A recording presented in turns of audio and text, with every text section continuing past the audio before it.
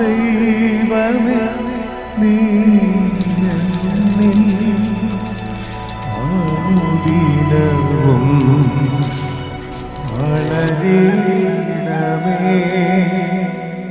ഞാനോ കുറയേ.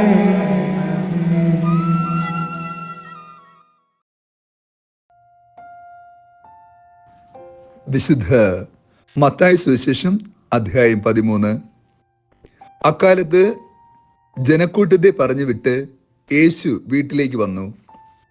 ശിഷ്യന്മാർ അവന്റെ അടുക്കൽ വന്ന് അപേക്ഷിച്ചു, വയലിലെ കളകളെ സംബന്ധിക്കുന്ന ഉപമ ഞങ്ങൾക്ക് വിശദീകരിച്ചു തന്നാലും. യേശു ഉത്തരം പറഞ്ഞു, നല്ല വിത്ത് വിതയ്ക്കുന്നവൻ മനുഷ്യപുത്രനാണ്, വയൽ ലോകവും. നല്ല വിത്ത് രാജ്യത്തിന്റെ പുത്രന്മാരും കളകൾ ദുഷ്ടന്റെ പുത്രന്മാരുമാണ്. അവ വിതച്ച ശത്രു പിശാചാണ്. കൊയ്ത്ത് യുഗാന്ത്യമാണ്, കൊയ്ത്തുകാർ ദൈവദൂതന്മാരും.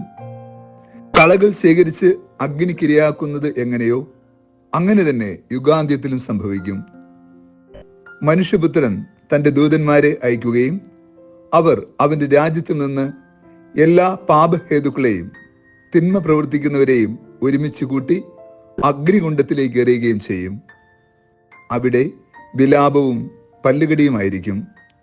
അപ്പോൾ നീതിമാന്മാർ തങ്ങളുടെ പിതാവിന്റെ രാജ്യത്തിൽ സൂര്യനെ പോലെ പ്രശോഭിക്കും. ചെവിയുള്ളവൻ കേൾക്കട്ടെ.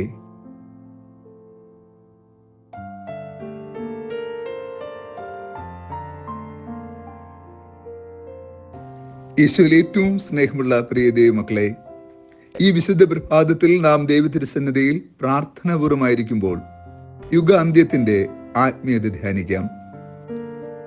പിതാവായ ദൈവം തന്റെ പുത്രനെ ലോകത്തിലേക്ക് അയച്ചത് രക്ഷാകരമായ കൃപകളെ ലോകത്തെ അറിയിക്കുവാൻ വേണ്ടിയിട്ടാണ്. ഭൂമിക്കപ്പുറം ഒരു ലോകമുണ്ടെന്നും അത് നിത്യതയുടെ കവാടമാണെന്നും അവിടെ നാം നിത്യമായി അവിടത്തോടു കൂടി ജീവിക്കുമെന്ന വലിയ സത്യം ക്രിസ്തുവിലൂടെ പ്രഘോഷിക്കപ്പെട്ടു. ഈ ഭൂമിയോടുകൂടി എല്ലാം അവസാനിച്ചു പോകുന്നതല്ല നമ്മുടെ ജീവിതമെന്നും ഈ ജീവിതത്തിനപ്പുറമുള്ള ഒരു ജീവിതത്തിന് വേണ്ടി നമ്മൾ കരുതലുള്ളവരായിരിക്കണമെന്നും ആ ജീവിതത്തിന് നമുക്ക് വേണ്ടി യോഗ്യത ഈ പുണ്യഭൂമിയിലെ നമ്മുടെ ജീവിതത്തിന്റെ നന്മകളും കരുതലുമാണ് എന്നും യേശു പഠിപ്പിച്ചു. യേശു ഉപമയെ വ്യാഖ്യാനിച്ചുകൊണ്ട് നൽകുന്ന സന്ദേശവും അതുതന്നെയാണ്. യുഗ അന്ത്യത്തെക്കുറിച്ചുള്ള ശരിയായ അവബോധം ഇന്നത്തെ സുവിശേഷ ഭാഗത്ത് നൽകുന്നുണ്ട്. നന്മയും തിന്മയും ഇടകലർന്ന ഒരു സമൂഹത്തിലാണ് നാം ജീവിക്കുന്നത്. നമുക്കറിയാം, ഈ ഭൂമിയിൽ എല്ലാ മനുഷ്യരും ഒരുപോലെ നന്മ നിറഞ്ഞവരോ എല്ലാ മനുഷ്യരും തിന്മ നിറഞ്ഞവരോ അല്ല. ദൈവത്തോട് ചേർന്ന് ദൈവഹിതം അനുസരിച്ച് നന്മ ചെയ്ത് ജീവിക്കുവാൻ എല്ലാ മനുഷ്യർക്കും സാധ്യമാകും എന്ന് ഓർമ്മപ്പെടുത്തുന്ന ജീവിതാനുഭവമുണ്ട്. ചില വ്യക്തികളുടെ ജീവിത സാഹചര്യങ്ങൾ അവരെ തിന്മയുടെ വക്താക്കളാക്കാറുണ്ട്. അവർക്ക് ലഭിച്ച മുറിവുകളോ അവരനുഭവിച്ച ദുരിതങ്ങളോ അവരെ ക്രൂരരാക്കിയും തിന്മയ്ക്ക് പ്രേരിപ്പിക്കുന്നവരാക്കിയും പാപത്തിൽ നിലനിൽക്കുന്നവരാക്കി മാറ്റിയും കടന്നു പോകുന്നുണ്ട്. എന്നാൽ ജീവിതത്തിൽ മാനസാന്തരത്തിനുള്ള വാതിൽ ദൈവം എപ്പോഴും നമ്മുടെ മുമ്പിൽ തുറന്നിട്ടിരിക്കുന്നു. ഈ മാനസാന്തരത്തിനും രക്ഷയ്ക്കും വേണ്ടിയുള്ള ആ തുറക്കപ്പെട്ട വാതിൽ ഏത് കാലഘട്ടം വരെ എന്നും ഇന്നത്തെ സുവിശേഷത്തിൽ യേശു ഓർപ്പെടുത്തുന്നു. അത് കൊയ്ത്ത് കാലം വരെ മാത്രമാണ്.